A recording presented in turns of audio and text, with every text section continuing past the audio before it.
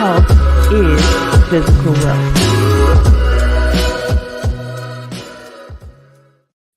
Hello, hello, hello. It is Monday, July 15, 2024, and there's so much to talk about today. I want to give people a chance to get in. This is a live interactive show. I do this show to assist people with improving mental health and informing you that mental health is physical wealth. So if you're trying to get on your feet, financially, one of the ways to do that is to improve your mental health. Now, I don't know. Let's see if we can get these comments. Hello, Sean Anthony. Thank you for thank you for coming. Thank you for coming. This is a show that we're going to talk about a lot more clearly what I'm saying. And I'm also going to show you my book again. This book is on Amazon now. I meant to get that up on there for you, but you can type in Amazon, TINAPHILLIPS, second word, and generational wealth, and you will be able to see my book. They go on Lulu publisher and get the book directly from the publisher by going to lulu.com and typing in Tina Phillips, and you'll see my book right away. Okay, so a lot's been going on this week. A lot has been going on, and I've been saying, even in my last episode, I've been trying to get people somewhere. Even from the first episode, I said, I'm going to take you somewhere. So stay with me, stay with me. And where am I taking you? I'm trying to lead you to return to your righteous mind. And how is it that you figure, yeah, I know you're like, well, how do you figure I'm not in my righteous mind? How is it that I'm not in my righteous? Look, it's not you directly. It is a general understanding, a general statement for all of us to, instead of following and going along with the flow, we return back to our righteous mind. In the last show, I stated, we need to stop saying things that we don't want to happen. And then we see a rally, a political rally take place where everything that was self-prophesied turns back on to the person who prophesied the problem. It is biblical. So it's not like it's not like you're not aware of the formula. It's that we're not speaking on it enough for everybody to understand how to implement it. So a lot of times when we say things, we don't understand how it's going to affect us, and we don't know how to maneuver it so that it will be most beneficial for us. And that's why in my book, I try to explain it in a more clear and direct way. And this book is a very tiny book. It's a really tiny book, but it has, it's not even the width of my finger. It's straight to the point. I don't beat around the bush. I don't take the time to say, hey, let me drag you along for a long time. And, hey, you'll keep paying into it until you finally paid enough, or I feel you paid enough, or you have no more money to pay or borrow from somebody to pay. And then I'll tell you the truth and tell you exactly what you need to know in order to move forward and progress in a manner that's more desirable to you. I don't do that. I get to the point. I value people's time, to include my own time. Time is something you cannot pay somebody for, because if the person is good at what they do, you wouldn't be able to pay them for their time properly anyway. You wouldn't be able to fully compensate them for their time. If the person is terrible, then you've overpaid them for their time. But the thing that we we see going on like today is people are at wit's end. They're at wit's end. And even though we're not fully aware of the consequences, we're seeing it. For example, schools for at least the last 20 plus years, I'll say, especially the 20 years, have been situated in such a way that they have these young people enduring hardships that are more overwhelming than what they should be for the fact of the laws that's set in place and the protections that's set in place. And it's having a detrimental impact outside of the schools. Now, the young man who caused a lot of chaos at the most current political rally, they stated that he was bullied in school and all these other things, and we're constantly hearing how a lot of the people who knew the offenders that we find out about, who have somehow got a hold of a gun and caused some fatal decisions to be everybody's problem. We always hear how the person endured some overwhelming problems in school. And school is a place where everybody should be protected, or that's what everybody thinks. But if you track in the history, that is not so. And in my book, I try to show you, and I try to help you to track it, and I try to help you to see what really is your righteous mind and why these things can improve and how they can improve. It's not just for a personal gain. It's for local, national, international gain. Because when you have a situation where a school, let's say, for example, you know how they have these private schools and it's set up so that the children can be well-to-do later in their life as they're an adult. And that's what it's set up to do. Now think about it. You have these other schools that's set up to do something different.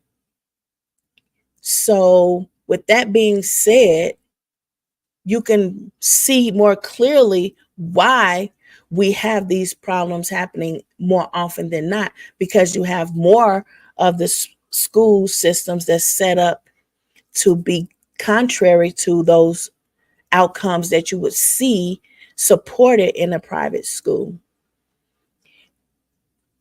And because there's more people outside of the private school, you're going to have more people who are behaving in the contrived way that contradicts that of what we would call the righteous mind. Because you positioned those children and you conditioned them in a way that you wanted them to go when they became an adult. Now, yep, that's biblical. It's a faith-based type of ideology, but it's because facts are stubborn, and that's exactly what it is. If you train a child in the way that they should go when they're an adult, they will not part from it.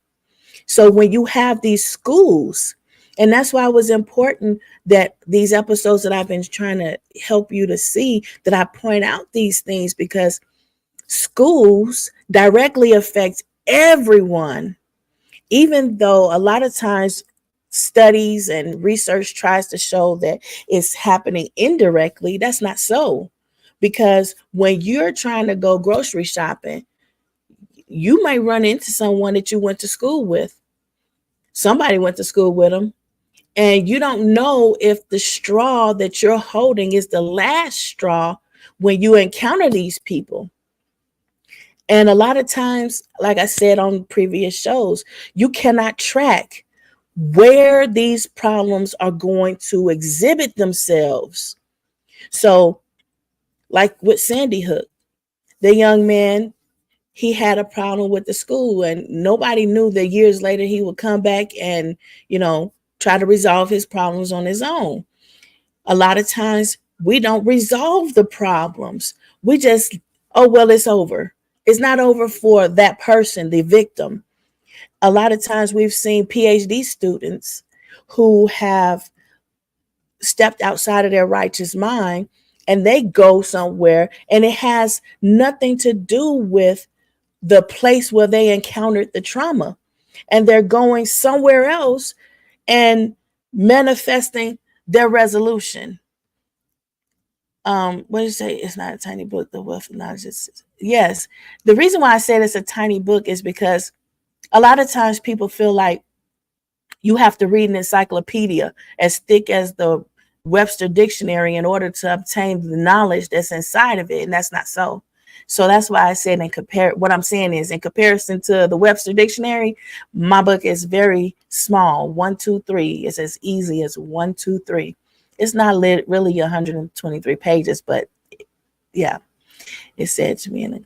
Yeah. And it's like when a woman, and it's been said in the spiritual faith or whatever, the comparison, because people can relate to it a little bit better, because it's more something that people have seen. So when a woman is in labor, she like literally physically in labor, about to deliver a baby. At some point in that deliverance, she loses her righteous mind. And it's like she may not even be aware that she is like totally stepped away from her righteous mind, because it's such an overwhelming problem. It's such overwhelming pain. It's so overwhelming that you cannot cognitively adjust to everything that's happening, because so many things are happening all at once that it's very much overwhelming. A lot of times when men feel that kind of overwhelming sensation, they pass out, they faint, and they'll come to after a while. But a woman doesn't have the privilege of passing out. She has to actively push through to deliverance. And it's because of the lives that are involved that this is a situation that she can't just tap out. And a lot of times men, I'm not saying that they're weak because they tap out. I'm saying because it's such an overwhelming experience that your body just takes over, despite your mind being present and in control. So a woman's body is built for taking control, even though her mind is not there anymore during the time of such deliverance is necessary. And it's like you seeing it in this current era that we're in, that people are losing control of their righteous mind. And a lot of people don't know where it came from. Where did it derive from? Why is this such a prominent problem? Why is this happening every time you turn around, that, we can't believe it, but it's happening? Why is it seeming like it's contrived with this most political rally? How it seems like, oh, it was contrived because it's so unbelievable, or it's contrived because the reaction is not in alignment with the reality that was actually transpiring at the time. You have to understand, it's in the school system that it was created, and the seed was planted, and that seed is grown and blossomed into what we're seeing right now and what we're experiencing in our everyday life. Our lived experience is really phenomenal, because We're all going through and we're all experiencing the same thing, but it's having a different outcome. A lot of us went to school and were bullied, but we didn't lose our minds to the point where we're exacting vengeance on just, everybody and randomly and whatever the logic is that people conclude, because we have some sort of footing, some sort of grounding. And that is what we need to share and spread to everyone, so everybody understands that amid all of this hopelessness and haplessness, there's still hope. Yeah, the situation is dire. Yep, seems like there's no hope, because that is the atmosphere. Hopelessness, haplessness. There's no hope for you. There's no help for you. But there is. It's just not man-made. It's not man-contrived. And the only way to get it is you must study to show yourself approved. You have to return to your righteous mind. You have to return to the formal thinking that's innate in us, in our DNA. It's not something that we can eliminate outside of ourselves. And that's why it's contradicting all the things that we're experiencing and being contrived to go along with, just get along with and go with the flow, when we know, nah, something's not quite, I can't go with this. Well, at that rally said they informed the authorities that there was something going on, and they stated repeatedly, various people said that the authorities ignored them. There's a investigation that's ongoing, and I'm pretty sure it's going to keep being ongoing, because the January 6th situation is ongoing. Meanwhile, these young people, we're losing young people, and the future is theirs. The contribution that they had is gone needlessly. Why? Because we did not do what was necessary in the place that affects everyone, the schools. Every time you go back and you look, the first picture that they showed of that young man at that rally who had the gun, the first picture they showed was him in a cap and gown, him graduating from school. The people that they talked about and interviewed when they talked about this young man, those people came from school. A lot of times we see these international students encountering these problems where they're being victimized, and everybody's like, why is that so important? Because this is the manner in which you are being conditioned. You're being conditioned to either be productive to society or to be a menace to society. And a lot of times when we're targeting various people for various biases, it's not to say that they're going to succumb to the waywardness that you're conditioning them for.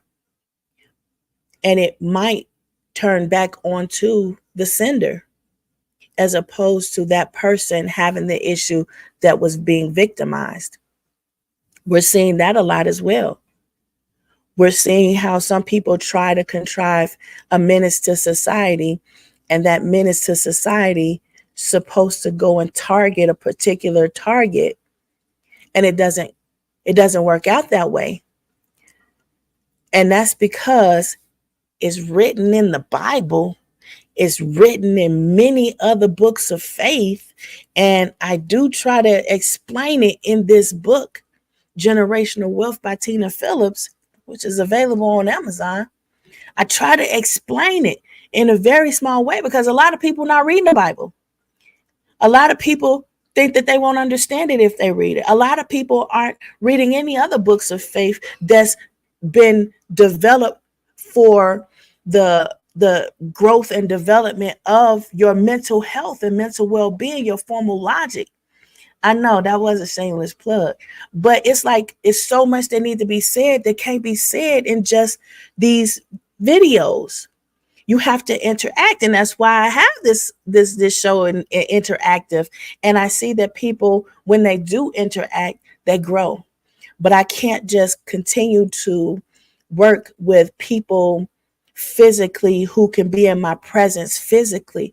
It has to evolve to what we have right now, which is this blogs and social media and Zoom and podcasts and live streams. It has to evolve because the need is so dire. People are desperate. And these young people who are falling, they weren't they were not the original targets. There shouldn't have been any target. Everyone should have been treated equally as valuable as the first, the last, the middle, regardless of any biases, the biases such as normatives that divide us, like what you identify as, middle class, lower class, what faith you believe in or practice, how old you are, what your gender is, how intelligent you are, your ability to implement, encode information, to receive it, digest it, and then apply it accordingly, appropriately. You're not bound to any of those limitations. And I show you that in this book. I show you that in these shows. You can't be replaced. Those young people who have fallen, they can't be replaced. Their contribution was significant. We'll never realize it. Why? Because even after the situation took place, the supposed intended target said, fight, fight, fight. That was the response. That devil is a lie, and everybody has to say that, put that into the atmosphere. No, we are not going to physically fight in the civil manner. We're already fighting overseas.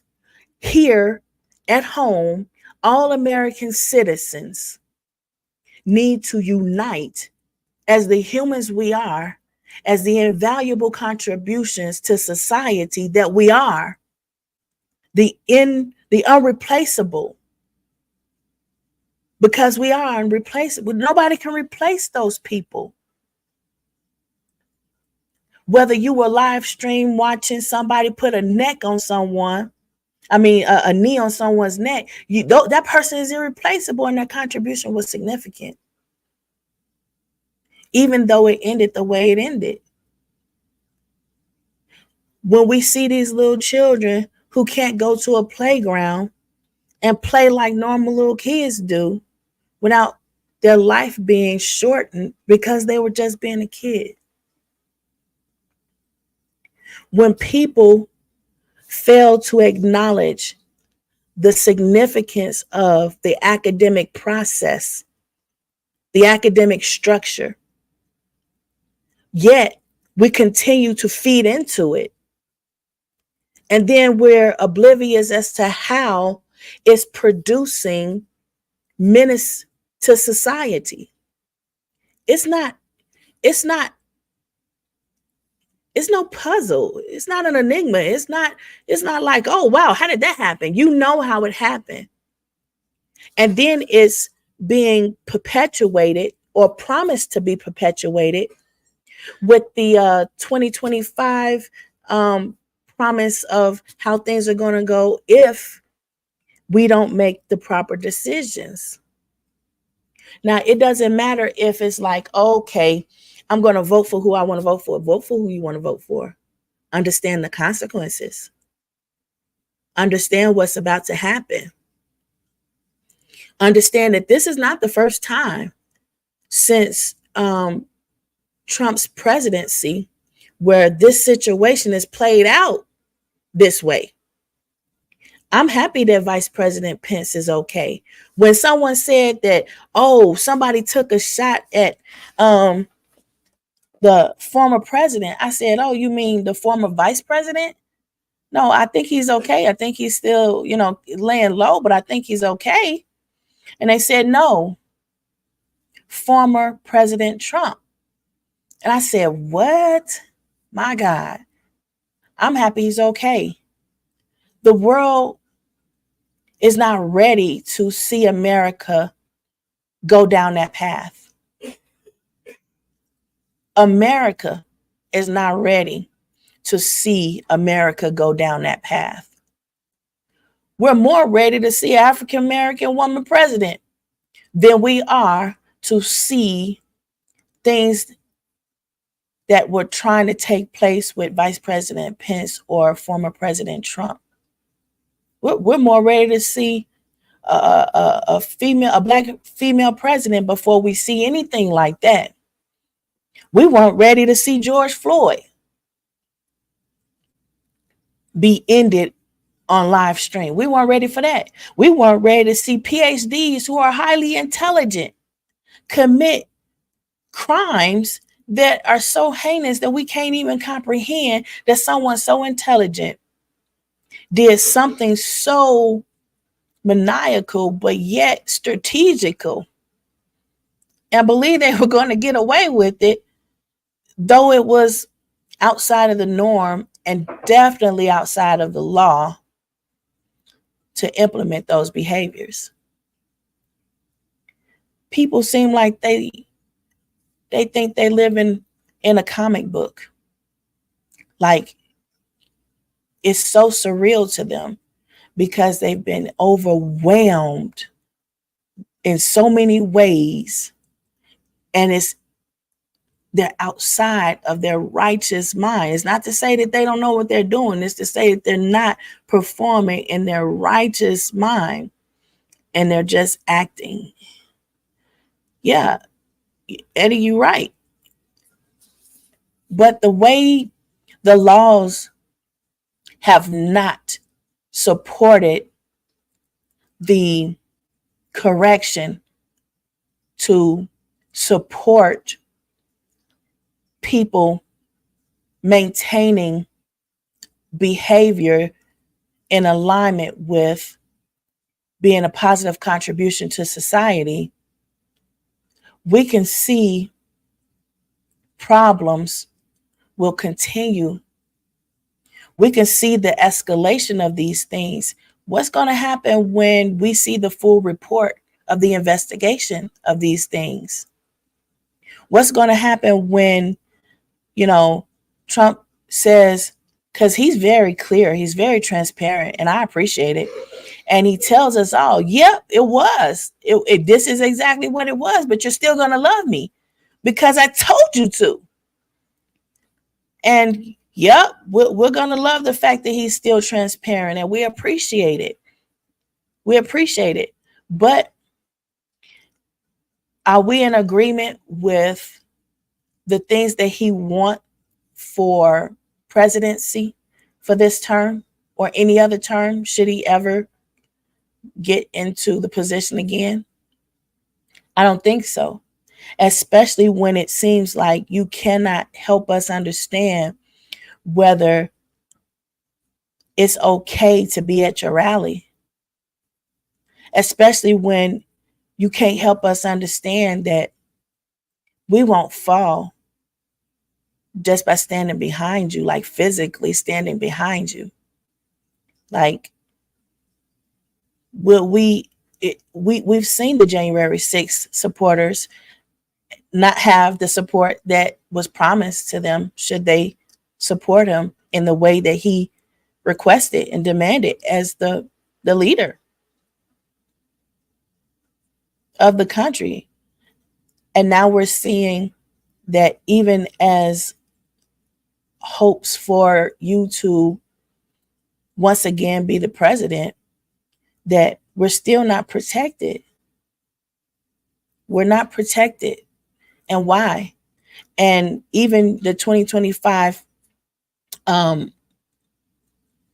perspectives is predicting that it's going to get worse because we're not identifying the problem.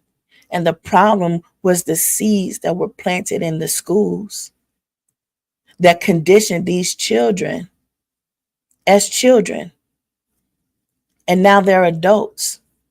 And we have such wavering finances because we can't work.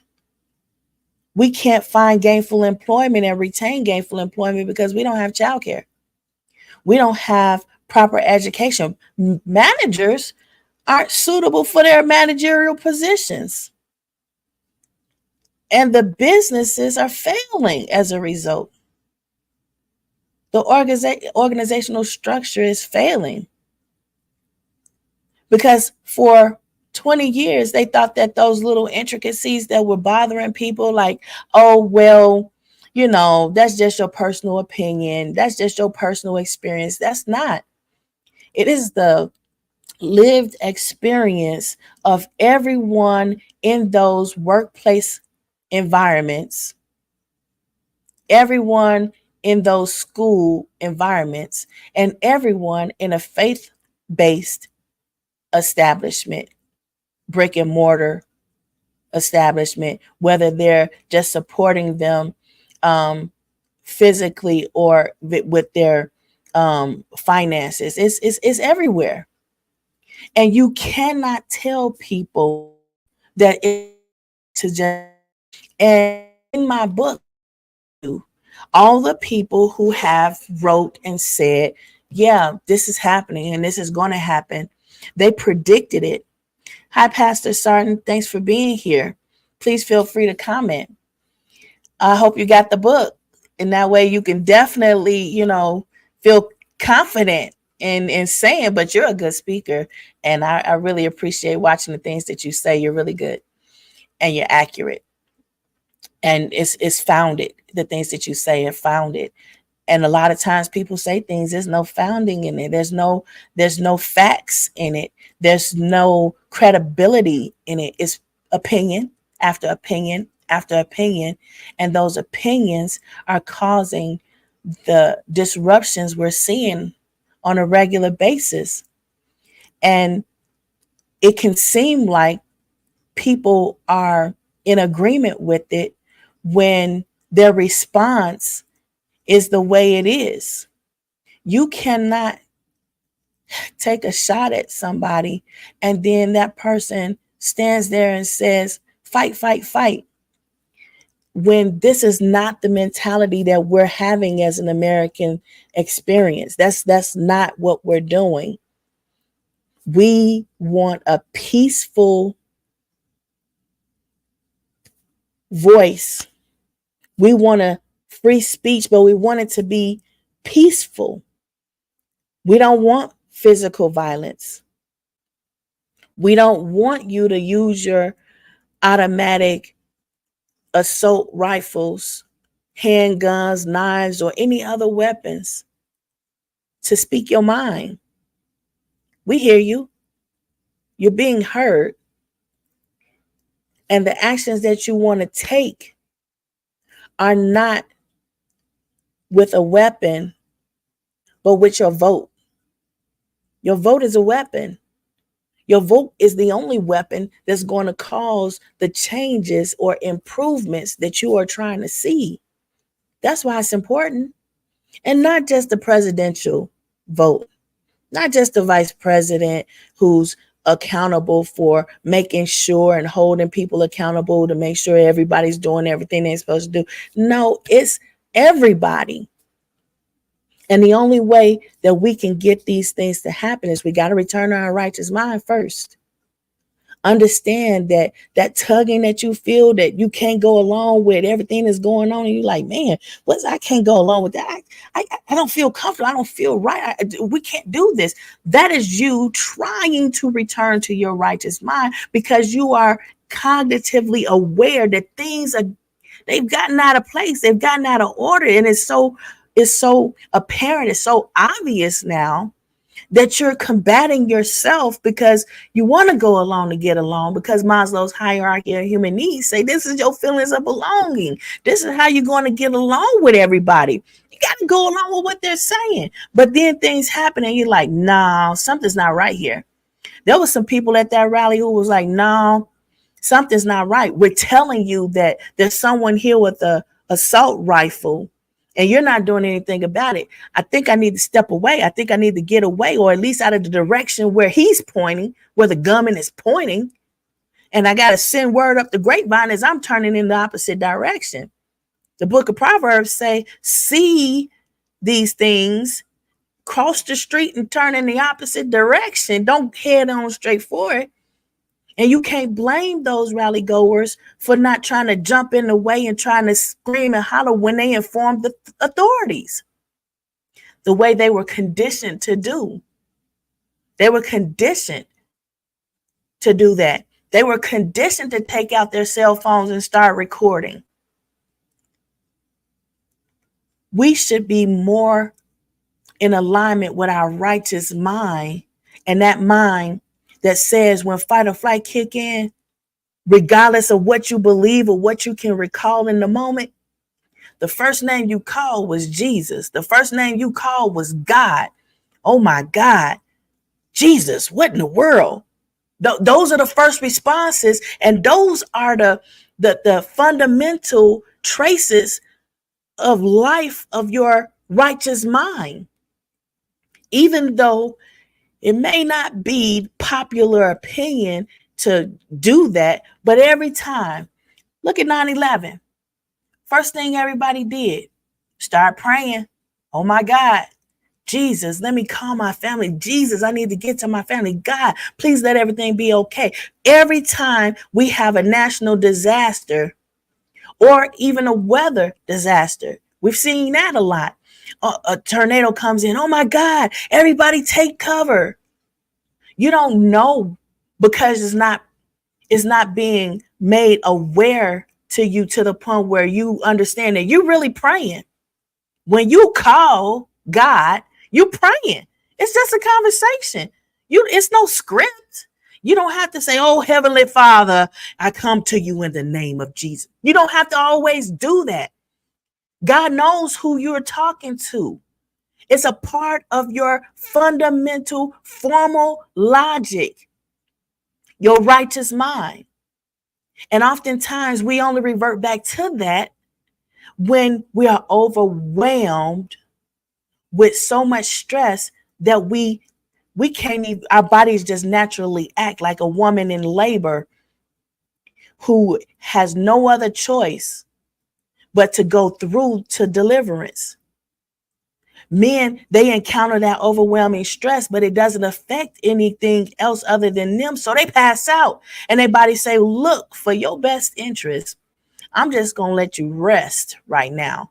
And you're just going to take a complete blackout until the brain can get the body acting back in a way that produces life, because your body innately chooses life. Your formal logic innately chooses life. And just because you don't have this being constantly pushed to you in these schools, in these places of business, even in these faith-based organizations, you don't have it being pushed to you. It doesn't mean that you have to follow what man orthodoxy says you have to do. God has a very broad way for you to reach success. Very broad. And he offers forgiveness because he knows. He skips over the timeline and he says, hey, you're going to get it. So I'm going to give you time to get it. You're going to make a whole lot of mistakes, but you're going to get it. You're going to understand. And I'm going to give you some time. But those of us who are not going to get it, you have to understand. You have to understand the time that you have to use it wisely. Because you don't know how much time you're going to have. You don't know who God's going to say, oh, okay, I'm going to give you more time because you're going to get it later. You might not get it. You might not. So you have to try to learn, to study, to show yourself approved so you can sleep better. That tugging when you can't sleep right, and that tugging you feeling when you like, man, I'm uncomfortable in this situation. I got to get out of this situation. I can't just stand here and I see things going wrong, and I can see that I might be ended if I continue to stay in this space. Your righteous mind starts to kick in. Self-preservation kicks in, and you're like, well, I can't go along with this anymore. I got to move. You just gave yourself some more time. You gave yourself some more time to get it right. Don't waste it. Don't waste it. You know full well when somebody's telling you to do something wrong. Just like you know full well when somebody's telling you to do something right. You can justify it any way you want. But at the end of the day, the decision was yours, because God gives us all free will and nobody can take that from you. So you have to choose. You have to choose to return to your righteous mind and let this jar you back to your righteous mind. Or you can continue to put yourself in a situation where you might not get another chance. Because that's where we are right now. People are at wit's end, and you never know where you'll be when they decide it's going to be the end for everybody and them. You don't know. All we can do is pray that that doesn't happen. But we keep seeing that this is a reality.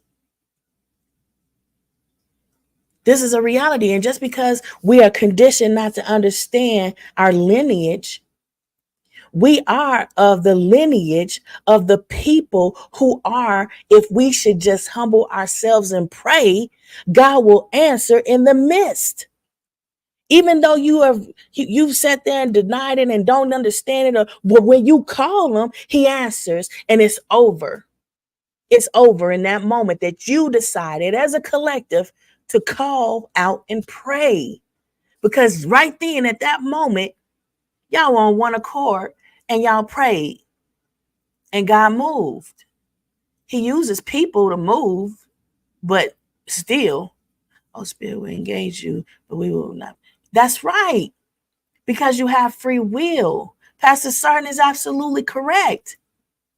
A lot of times we don't want to acknowledge these things.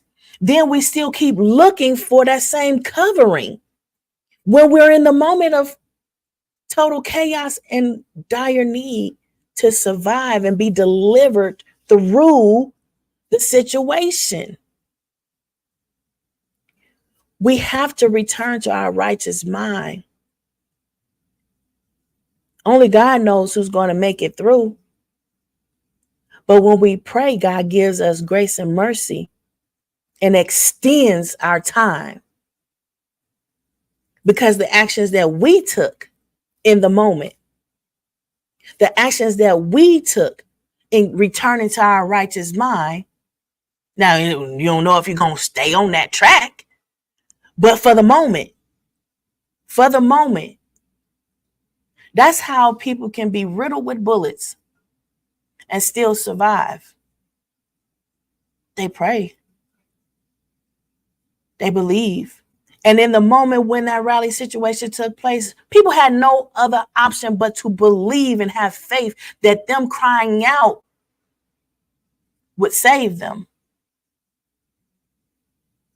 They had no other choice but to believe. And sometimes that's what it takes for us to be in a situation where fight or flight kicks in and we have no other choice but to believe that because we believed, because we cried out in that moment, we're going to be all right.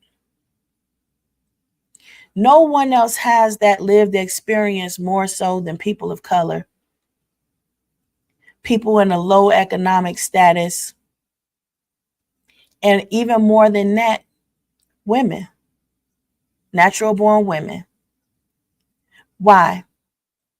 Because statistics, no matter how far back you go in history, That's what it is. That's what it's been. Does it have to remain that way? No, it doesn't. But when you're a part of the community who's been enduring that kind of strain for so long, you might want to have a conversation with them to ask them, how did you endure?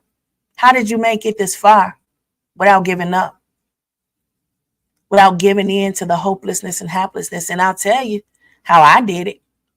I'll tell you how a lot of people that I've studied and read about, I'll tell you how they did it. And matter of fact, I'll put it in a book where you can read very shortly, in a very short amount of time, maybe 2 days to read that book. Maybe. Even if you're a slow reader, maybe it'll still just take you 2 days to read that book. If you're a faster reader, you're more intelligent than, what I am, you might read that book in a few hours, few minutes. It's not that difficult, but it's going to help improve your critical thinking skills and give you confidence to understand why you should return to your formal logic, your righteous mind. How? Why is it that you can't sleep without that melatonin? Why you can't sleep without, why is things bothering you the way it is? Why are you uncomfortable in the situation you in? Why are you in a situation where you're like, I'm at wit's end? I can't take it no more. What can you do about it? I'm telling you, go back and binge watch these episodes. Go and purchase the book. It's on Amazon now. Go and research my academic writings. Tina Phillips, go look, read it. About the business organizations, about all of these things, and about how faith has helped in all of these situations. All of them.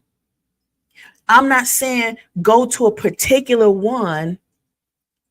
Everybody's walk is different. Everybody's path is different. That's why it is said there's one body, but many parts. That's because there's many ways and many things that need to be done anyway, in a different way. That's why the spirit is phenomenal. It's always moving, and it moves phenomenally. And it's because nothing is the same, though it appears to be the same. That's why you can do the same thing and have a different outcome than somebody else who did the exact same thing you did. It may even be better for you. You may even appreciate it more than the other person did. Nevertheless, give it a try. You won't know until you tried it and lived the experience for yourself. Thank you, sweetie. I hope everything's good with you, man. Be good. I hope you go back and binge watch these episodes, and don't forget to get the book. It's on Amazon now. Remember, the only thing that's stopping you is your free will. And you can be convinced to go along, to get along, and you can have sleepless, restless nights, and you can be uncomfortable in your situation. You can feel alone, surrounded by a bunch of people. But this is why. This is why. There's never been a time. Okay, let's go back to when the day of Pentecost. It was a bunch of people who didn't speak the same languages in the vicinity. And even though there was a lot of people there, when they came on one accord, the speech, the language, everything, everybody could understand it. Why? It was contrived to be that you're in a situation where you feel alone because you're the only one that speaks your language. You're the only one that understands what you're saying. You're the only one that understands your experience. You're the only one that understands. You ever try to tell somebody something? You'd be like, you ain't gonna understand. You don't understand. I'm trying to tell you, but you don't understand. You know why the day of Pentecost was so phenomenally important? Because you don't have to understand the intricacies in order for the spirit to move and create that understanding for you, bridge that gap for you. How was I able to do the things I did academically that's helping the communities that is supposed to help? Because I was able to tap into that bridging gap. You can do it too, and this is how. Everybody tells you. Einstein said, I mean, who is it? Herschel said it. I mean, it's a lot of people that tell you that we are still following their ideologies and their intellectual contributions today. That's just God show us to do better. God is showing the ways make it. But yeah, and just like those people ignored, not those people, but the police authority ignored the rally goers saying, hey, something's going wrong. We see people ignoring it, but what you gonna do? What you gonna do? You give up your free will for that?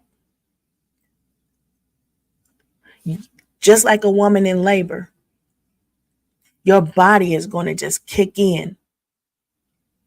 It's going to kick in, it's going to take over, and you're going to do what's right when you return to your righteous mind. But you have to get back to it. You have to understand that the things that you're feeling is compelling you to return to your righteous mind. It's not to say that you have to be a holy roller. You can't have fun. You can't do the things. God gave a whole big old broad space for us to figure it out. A big broad space. And he said there's fundamentals in there. Love you one another. You don't have a heaven or hell to put nobody in. Don't judge them like that. Love them. Help them out. Yep, they intended to hurt you. Love them. From a distance, but love them. I'm just saying, being realistic. And then he said he wishes that no soul should be lost. So understand that. Understand that when you're seeing people fall and their life is shortened needlessly. Understand that God wishes that no soul should be lost. So innocent souls that fall prey to these problems along the way, understand that God got them in a better place. God got them in the place that he wants them to be. But it should send a message to you that time is of the essence.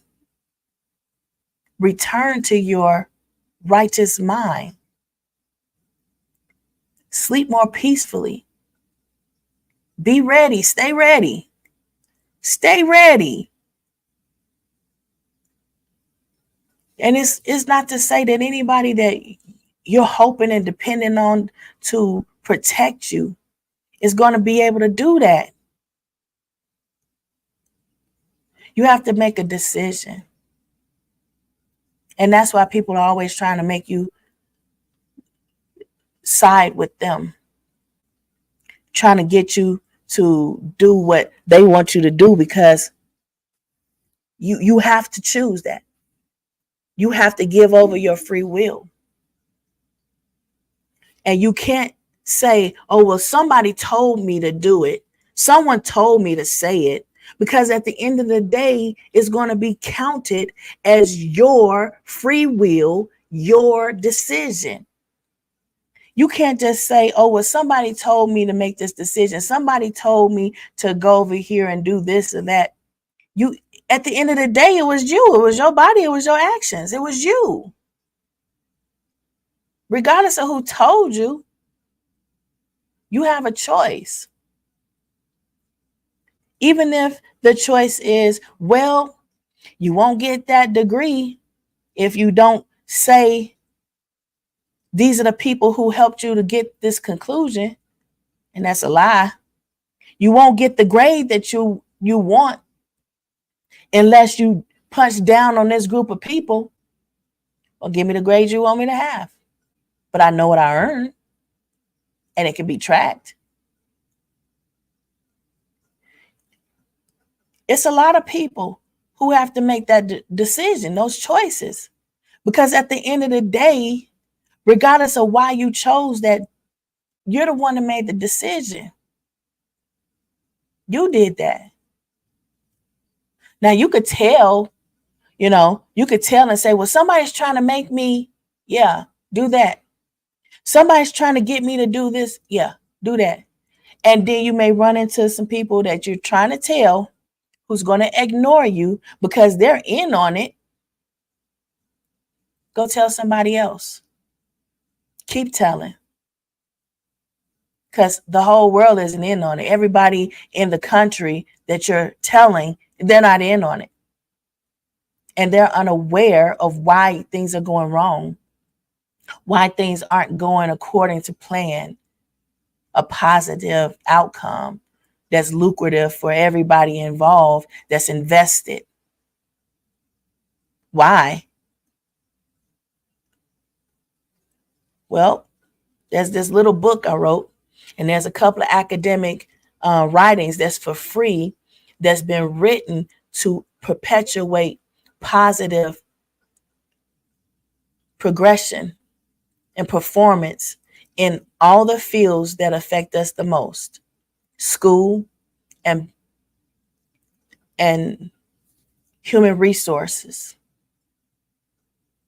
Those are the two most important things that touch us, our faith institutions where we go and we worship, but it's even in there. 501c3, make sure that it is in there. Even if it ain't in the church that or a faith-based establishment that you're in or a part of, it's still there in the community. Maybe not at your location, but it's in the community. You should know about these things. Why? Because that is the method in which they are making you give over your free will to do exactly what they want you to do. And I'm all for knowing what you have to say, even if it's not something that I like or something that I want. Don't stifle that person. Let us all hear. Let us all know. That kind of transparency is going to help us make decisions. Whether we're going to go to the grocery store today, whether we're going to send our kids to school today, or whether they're going to do online schooling for the day, or whether they're going to shop online for the day, whether we're going to go to the theater, or we're going to support the black market with bootlegging that movie, because nobody wants to be in a situation where they're vulnerable and they're trusting authority figures to take care of them and cover them and keep them safe, when the authority figures is like, that's not my job. That's not what I'm here for. I'm here for a contrived purpose that I'm not going to inform you about. But you'll be able to well see it in hindsight. That's what we've been seeing. And it was okay until it hit home.